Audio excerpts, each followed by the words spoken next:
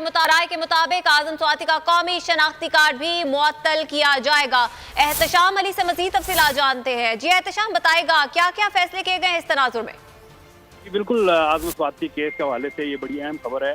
एक तरफ तो आजम स्वाति को मुख्तलिफ जो है शहरों में मुख्तलिफ केसेस में घसीटा जा रहा है, दूसरी जानिब हमारे ज़राए का कहना है कि आजम स्वाति के जो पासपोर्ट है उसको मुअत्तल करने का फैसला किया गया है।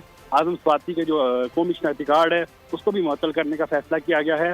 इस हवाले से मैंने आजम स्वाति के जो वकील हैं उनसे रब्ता किया है, तो उनका ये कहना था कि अभी तक हमें कोई इस तरह का नोटिस मौसूल नहीं हुआ। जी ठीक है, एहतशाम अली इस हवाले से बता रहे थे। आप शुक्रिया।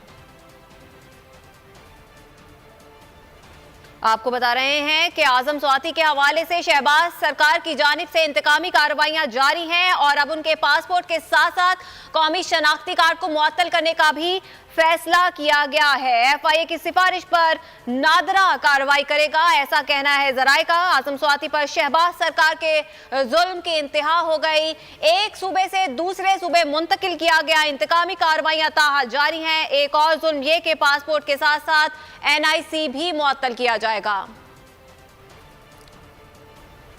और गार्डन कॉलेज की निजकारी के खिलाफ तालिबे इल्म सरापा एहतजाज है। 3 घंटे से एहतजाज जारी है। मरी रोड को दोनों तरफ से बंद कर